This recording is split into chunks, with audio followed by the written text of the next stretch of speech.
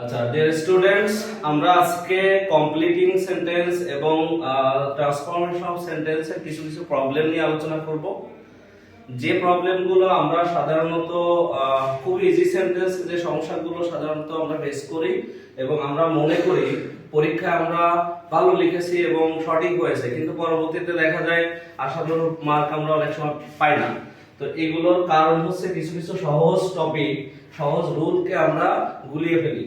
তো আমরা সেই রকমই একটা টপিক এখানে একটা টপিক লিখেছি, তোমরা দেখতে পাচ্ছ।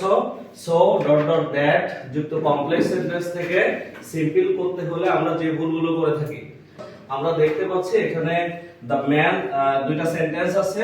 একটা হচ্ছে the man is so weak that he cannot walk. এই সেন্টেন্সগুলো আমরা খুবই সহজে সিম্পল করতে পারি। এখানে আরেকটা সেন্টেন্স আছে the poem is so difficult that I cannot recite। এই দুইটা সেন্টেন্সের আসলে মৌলিক ডিফারেন্সটা কোথায়? একটা হচ্ছে এখানে ম্যান হচ্ছে ব্যক্তি, ম্যানটা হচ্ছে ব্যক্তি, এখানে পোয়েমটা হচ্ছে বস্তু। তো এই ব্যক্তি আর বস্তুর কারণে এখানে সাবজেক্ট দুইটা জায়গায় সাবজেক্ট একই ব্যক্তি, এখানে সাবজেক্ট দুইটা জায়গায় ভিন্ন ব্যক্তি, একটা ব্যক্তি একটা বস্তু। এই ব্যক্তি বস্তুর মিক্সারের ফলে এই রুলটা এইখানে সেম ভাবে কাজ করে না, একটু ভিন্ন প্রক্রিয়া যাইতে হবে। তো আমরা একটু দেখি প্রক্রিয়াটা কিভাবে হতে পারে। আমরা এটা তো সবাই মোটামুটি কম বেশি পারি যে এটা সিম্পল সেন্টেন্স হচ্ছে দ্য ম্যান ইজ, এই সো এর জায়গায় আমরা কি বসাই? টু। আর এই উইকটা কি? The man is so too weak to walk. এটা আমরা সবাই জানি, এটা পূর্ববর্তী সেন্টেন্সটার সিম্পল ফর্ম। এই ধরনের সেন্টেন্স আসলে আমরা সবাই পারবো, কিন্তু একটু যদি ঘুরিয়ে দেওয়া হয়, লাইক এই ম্যানের জায়গায় যদি ব্যক্তি জায়গায় বস্তু দিয়ে দেওয়া হয়, তখন এই জায়গায় একটু চেঞ্জ আসে। এটা আমরা যদি একই নিয়মে করি তাহলে দেখা যায় কি আমরা কি করি? The poem is too difficult to recite.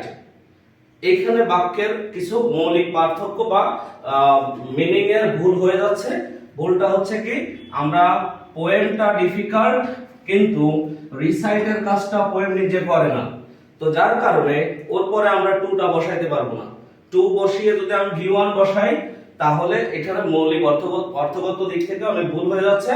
তো আমরা এটাকে যখনই দেখবে যে এই ধরনের সেন্টেন্সের সাবজেক্ট একরকম, প্রথম অংশের সাবজেক্ট একটা আর দ্বিতীয় অংশের সাবজেক্ট আরেকটা, তখন এখানে কিছু কিছু চেঞ্জ আমরা করতে হবে। সেগুলো কি আমরা একটু দেখি।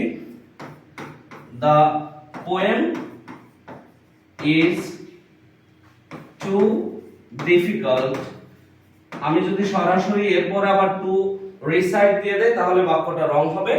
আমরা এখানে কি করব? এখানকার যে সাবজেক্টটা আছে এইটার আগে এই ফর প্লাস এর অবজেক্টিভ ফর্মটা দিব, অর্থাৎ আই থাকলে মি, হি থাকলে হিম, দে থাকলে দেম।